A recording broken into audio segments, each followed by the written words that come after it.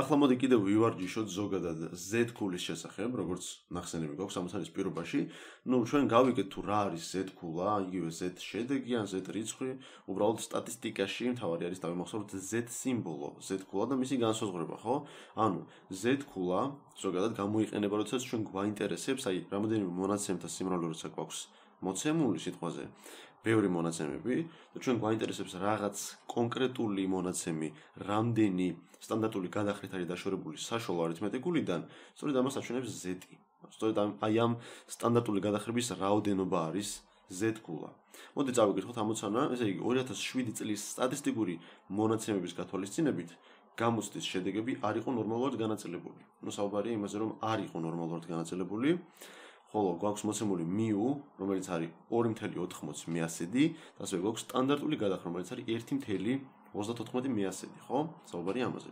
იპოვეთ მიახლოებითი Z-ქულა, რომელიც შეესაბამება 5 ქულას. ანუ 5 ქულა არის ამ შემთხვევაში 5 ბალიანი შეფასება, ანუ მაქსიმუმ 5 ქულა იწერება, ხო?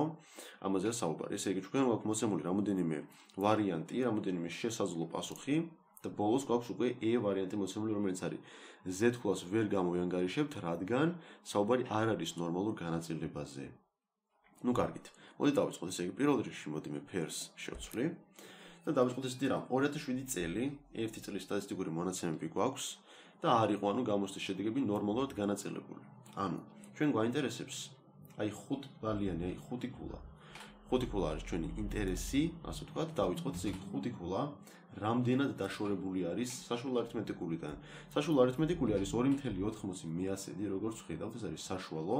შესაბამისად, მე თუ მაინტერესებს დისტანცია აი ამ 5 ქულიდან საშუალო არითმეტიკულამდე, მე მიწევს რომ 5-ს გამოვაკლო უბრალოდ საშუალო არითმეტიკული, ხო? და ეს იქნება რა? ანუ ეს იქნება 2.20 მიასედი, ანუ იგივე 2.2. თუმცა მოდი დავტოვოთ ჯერჯერობით ესე.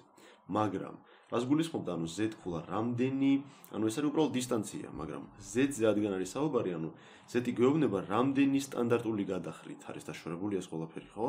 შესაბამისად, თუ მაინტერესებს ეს 2.20 მიასედი, ან იგივე 2.2 მეათედი, რამდენი სტანდარტული გადახრა არის, ეს უნდა გავყო უბრალოდ მე სტანდარტულ გადახრაზე. მოდი ამას ჯერჯერობით ესე დავწერ.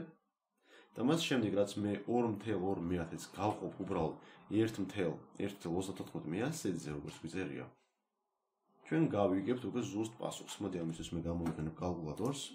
ესე იგი 2.2 რაც გაიყოფა სტანდარტულ გადახრაზე, ანუ 1.34-ზე. ანუ საუბარია 1.64 და ასე შემდეგ, მაგრამ მოდი დავუმრგვალთ ის მეასედებამდე და მოდი რადგან 1 გვიწერია 4 საკეთ, 4 უბრალოდ დარჩება, არც გაიზრდება, არც არაფერი. და უქნება 1. მოდი მას დავწერო, რომ ეს არის მიახლოებით 1.64 მიასედი და როგორც ხედავთ, ეს არის ჩვენი Z-ქულა. შესაბამისად, ჩვენ თუ გადავხედავთ პასუხებს, ხედავთ, რომ 1.64 მიასედი მართლაც არის ესეთი პასუხი, შესაბამისად, ჩვენი პასუხი იქნება G.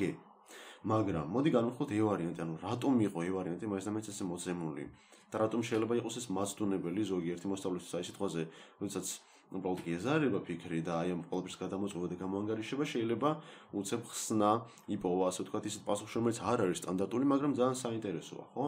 ანუ Z-ქულას ვერ გამოვიანგარიშებთ, რადგან საუბარი არ არის ნორმალურ განაწილებაზე, მაგრამ რეალურად მინდა ერთი საინტერესო გაგიმხილოთ, რომ როდესაც საუბარია Z-ქულის გამოანგარიშებაზე, ანუ Z-ქულას შეგვიძლია ჩვენ ვიანგარიშოთ ისევე როგორც ნორმალური განაწილების შემთხვევაშიც, ასევე ისეთ განაწილებაშიც, რომელიც არ არის ნორმალური. ამიტომ განაწილების ნორმალურობას და არანორმალურობას, ესე რომ ვთქვათ, არ აქვს მნიშვნელობა, როდესაც საუბარი არის Z-ზე. შესაბამისად, ეს ქულა, უბრალოდ ეს პასუხი არ არის სწორი და პასუხი არის 1.64 მიასედი და მოდი კიდევ ერთი ამოცანა გავაკეთოთ, რადგან ცოტა მოკლე ამოცანა გამოვიდა. მოდი გავაკეთოთ მეორე ამოცანა. ესე იგი, მეხუთე კლასის ბავშვების სიმაღლეები საქართველოში არის ნორმალურად განაწილებული. მოდი ამას გავხაზავ, რომ საუბარი გვაქვს ნორმალურ განაწილებაზე, შესაბამისად უკვე ვიცით დაახლოებით როგორი გრაფიკი გვექნება აგებული და მათი საშუალო სიმაღლე არის 153.5 სანტიმეტრი. ხოლო სტანდარტული გადახრა არის 7.1 სანტიმეტრი, ხო? ანუ რა არის ალბათობა იმისა, რომ ალალბეზე არჩეული მეხუთე კლასელი მოსწავლე იქნება 157.7 სანტიმეტრზე მაღალი. ანუ არსებობს რაღაც სხვადასხვა სიმაღლეების ბავშვები, რომელთა საშუალო ვიცით, ხოლო და სტანდარტული გადახრა, ანუ ამოვიწერ, რომ საშუალო მათი არის 153.5 სანტიმეტრი, რაც შეეხება უკვე ჩვენ სტანდარტულ გადახრას ეს არის 7.1 სანტიმეტრი. მაგრამ ალბეთზე სიტყვაზე ვიღაც ბავშვი უნდა ავარჩიოთ და ჩვენ გვაინტერესებს თუ რა არის ალბათობა და რამდენად ხშირი შეიძლება იყოს ეს შემთხვევა, რომ ის იქნება 157.7 სანტიმეტრზე მაღალი. ესე იგი, მოდი გავიხსენოთ ჩვენი ემპირიული წესი და უფრო გავიმყაროთ ჩვენი ცოდნა ემპირიულ წესში და რას გულისხმობს ანუ ზოგადად ემპირიული წესი.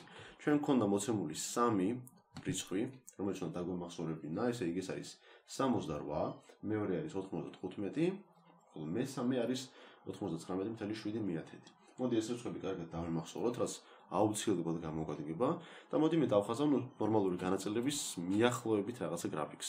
ესე იგი ვერსტიპი რო დავხაზო, დავიწყოთ. გავალდებ პირველ რიგში ჰორიზონტალურ ხაზს.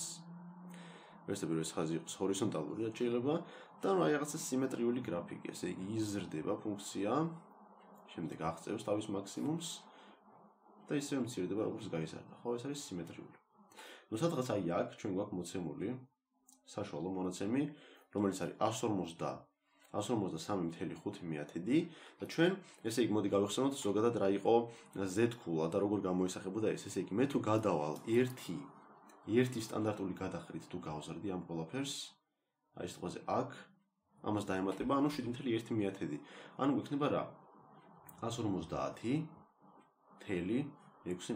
სანტიმეტრი, ხო? შემდეგ კიდევ ერთი სტანდარტული გადახრით რო გადავიდე, ამას კიდევ უნდა დაემატოს 7.1, ანუ 157.7. მე მოსადოს გავაგრძელებ. ხო, ამაზეა საუბარი, ესე იგი ეს არის ორი სტანდარტული გადახრა. მოდი ვნახოთ, ანუ ჩვენი სიმაღლე სწორედ არის 157.7. ჩვენ გვაინტერესებს 157.7-ზე უფრო მაღალი ბავშვები, ხო? ამის სიმეტრიულ სიმრავლესაც მე დავშტრიხავ, რათა ის დაგვეხმარება, ანუ ერთი სტანდარტული გადახრით მარცხნივ რო წამოვიდეთ, ანუ უნდა გამოვაკლოთ. ესე იგი ამას გამოვაგდება 7. ანუ ძიმის იქით გვექნება 4, რა თქმა უნდა, ხოლო 153-ს როცა გამოვაგდება 7, ჩვენ გვექნება 120, ესე იგი 136.4. რაც შეეხება უკვე აი მეებს, აი აქეთ გვექნება ეს სიმრავლე სიმეტრიული და ამასაც გამოვაკლოთ 7.1, რაც გვექნება 129.3, ხო? ანუ დაახლოებით ეს მონაცემები გვაქვს, ანუ ჩვენ გადავადგილდებით 1 სიგმათი, ხო? ანუ ერთი სტანდარტული გადახრით. აი ეს ორი სიმრავლე უნდა გავიხსენოთ ზოგადად რა პროცენტულ ნაწილს იკავებდა მთლიანი ამ სიმრავლესგან. ესე იგი მე სხვა ფერით დავშტრიხავ, ზოგადად აი როცა გქონდა საუბარი სიტყვაზე აი ამ სიმრავლეზე. აი -1 სტანდარტული გადახრიდან ერთი სტანდარტული გადახრის ჩათვლით ეს იკავებდა სწორედ 62%-ს. მაგრამ ჩვენ თუ მიუმატებდით ამას კიდევ ერთ სტანდარტულ გადახრას მარჯვნიდან და მარცხნიდან, ეს ყველაფერი იკავებს უკვე 95%-ს. მოდი ამას დავაწერ, რომ ეს არის 95%. რაც შეეხება უკვე დარჩენილ აი ამ ორ ყვითლად დაშტრიხულ სიმრავლეს მთლიანად რაც ერთმანეთის სიმეტრიული ეს გამოდის, ნუ ზოგადად მე თუ მთლიანად 100%-ს თუ გამოვაკლებ 100%-ს თუ გამოვაკლებ 95-ს, მე დამრჩება 5%. შესაბამისად, აი ეს ორი დაშტრიხული სიმრავლე, რომელიც ყვითელი ფერით არის დაშტრიხული, წარმოადგენს 5%-ს მთლიანი სიმრავლისას. მაგრამ გავიხსენოთ რა გვჭირდება, ანუ ჩვენ გვჭირდება ბავშვები, რომლებიც 157.7 სანტიმეტრზე მაღალია. ანუ ეს მართალია სიმეტრიულია, მაგრამ ჩვენთვის საინტერესო სიმრავლე არის მხოლოდ აი ეს ნაწილი, ანუ მეორე ნახევარი მისი არ გვჭირდება. რადგან ესენი სიმეტრიულები არიან, იკავებენ თანაბარ ნაწილს ამ 5%-დან და გვექნება უკვე 2.5% და 2.5%, ანუ თითოეულს ექნება 2.5%. რაც იმას ნიშნავს, ანუ რეალურად პროცენტული მაჩვენებლით, ხო, მის ალბათობა რომ სიტყვაზე ალბეთზე ნებისმიერი ქართველი მეხუთე კლასელი ბავშვი რო ავარჩიოთ ერთი და ის რო აღმოჩნდეს 157.7 სანტიმეტრზე მაღალი, ამის ალბათობა პროცენტულად არის მხოლოდ და მხოლოდ 2.5%. მხოლოდ ეს არის შანსი. ნუ საკმაოდ ნაკლებია, საკმაოდ პატარა სიდიდე არის, მაგრამ მაინც გამოდის 2.5% ამ ამოცანაზე პასუხი.